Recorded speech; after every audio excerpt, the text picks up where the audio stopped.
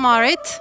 Hey, how are you, Kristina? Thank you so much for having me. Of course, you are more of a installation here at this show. You're always with us. You're important. You know that.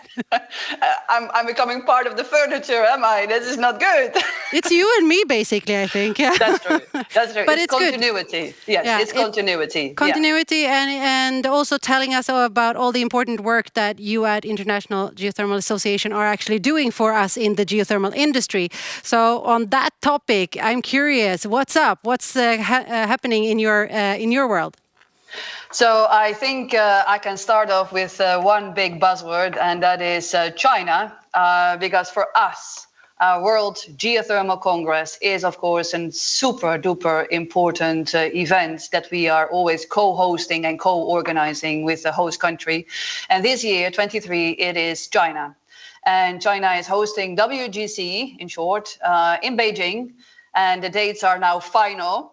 And it is going to be 15 to 17 September in the city of Beijing in the China National Convention Center, which is a massive venue and can accommodate many participants all over the world, including our sponsors, our exhibitors, and also, of course, our technical and R&D community, bringing in all those papers that we have put together for oral and poster presentation. So it's going to be epic. I'm sure it's going to be you're organizing it. Of course, it's going to be epic. Can you tell us about it? Is there anything that we can look forward to? Well, I think from a technical point of view, there is always this scientific exchange, what's out there, the latest and greatest in terms of geothermal from all over the world. I think that is much appreciated. This is not a domestic conference, the World Geothermal Congress, the name says it all, but also it is the brand that really unites the world. People from all over the world, from Africa to Latin America, US, Europe, but also more and more people from the Middle East are joining us. And of course, what we always see where we have the conference, the regional participation is the biggest, and hence we expect many participants showing up, sharing, but also bringing out their innovations to the stage from the Asia Pacific space. Now, China is leading the world when it comes down to the installation and hence the installed capacity for geothermal heating and cooling, which is a remarkable effort over the past 15 years.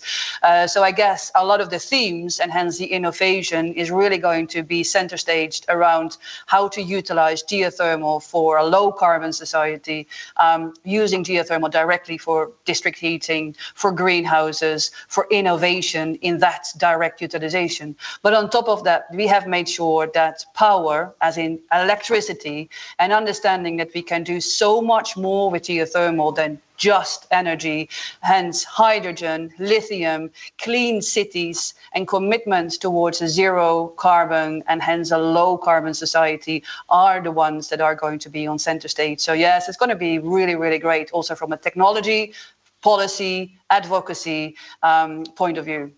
Well, that's something you don't want to miss out on. I know something else that people don't want to miss out on, and I think that you have a little something to tell us. Please.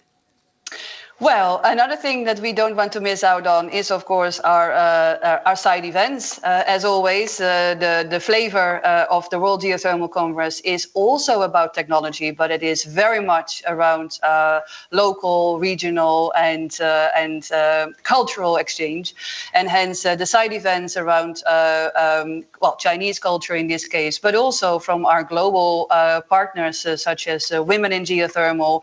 We're going to have fantastic music events. So yes, so the cultural part will be impressive. We look forward to that. Now, Marit, I also know that you have some other news to tell us. There has been some changes within your organization. Are you willing to share a little bit about that? Yeah, sure. This is a very much an internal, let's say, organization change. As always, the 3 years that we have working from one Congress to the other is also to do with our governance structure, which is the board.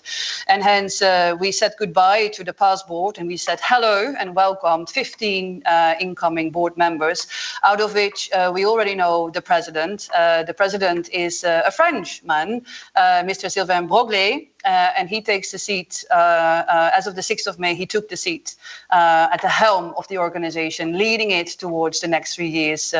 And he is going to put emphasis on collaboration, on cooperation, and having action on the ground.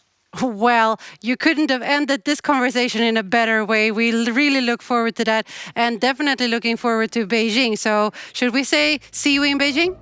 See you in Beijing, Kristina and team. Thank you. Thank you.